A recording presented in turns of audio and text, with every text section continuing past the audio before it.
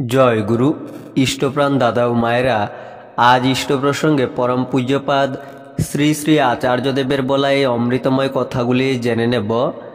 যারা পড়াশোনা করেন, ছাত্রছাত্রী যারা রয়েছেন, তাছাড়া যারা ব্যবসা করেন, আচার্যদেব উনাদের কি বলেছেন এবারে বিস্তারিত।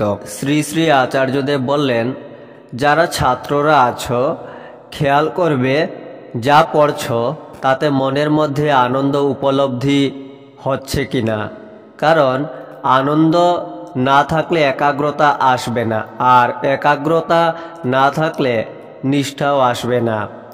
যা আজ পড়ছি কাল তা ছেড়ে দেব। পড়াশোনা কিভাবে তৈরি করবে? যেটা আজ পড়ব তার পরের দিন আবার পড়ব, 7 দিন পরে আবার সেইটাই পড়ব। তাহলে প্রথম, দ্বিতীয়, সপ্তম এইভাবে পড়বে। যখনই পড়বে সেটা লিখবে, লিখে লিখে পড়লে পড়া আত্মস্থ হয়ে উঠবে। এরকম করে তোমরা প্রস্তুতি নিতে থাকো।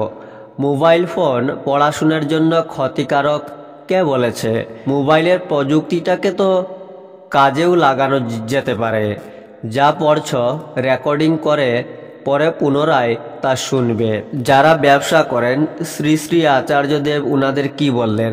তিনি বললেন, যারা ব্যবসা করেন ভাবতে হয় ব্যবসা কেমন করে বৃদ্ধি করা যেতে পারে। একটা ঘটনা বলি। একটা জায়গায় একটা মেলা বসেছে, সেখানে শরবতের দোকানে বড় ছাতা লাগানো আছে, কিন্তু শীতকালে শরবতের বিক্রি তেমন নেই। যখন বৃষ্টি এলো, দোকানদার শরবতের দাম কমিয়ে 1 টাকা থেকে 50 পয়সা করে দিল, আর ছাতার বাইরে লিখে দিল ছাতার তলায় নিরাপদে দাঁড়াবার জন্য 1 টাকা ধার্য। তাহলে দাম কমিয়েও দেখা গেল শরবতের বিক্রি কিন্তু বেড়ে গেল। এইভাবেই আপনারা যে যেখানে যা বিজনেস করছেন সেই স্থানে, সেই সময়, সেই মুহূর্তের আবহাওয়াটা, চারপাশের প্রকৃতিটা, পরিবেশের চাহিদাটা বুঝে নিয়ে ব্যবসা করবেন। মনে রাখতে হয় যে ব্যবসা মানে হলো সেবা। সেবা ভাব নিয়ে ব্যবসা করতে হয়। দেখতে হয় কথা আর কাজের মধ্যে যেন কোনো বিরোধ না হয়। ঠাকুরের বলা ব্যবসার পঞ্চনীতির কথা আছে, সেইটা পড়লেই বুঝতে পারবেন।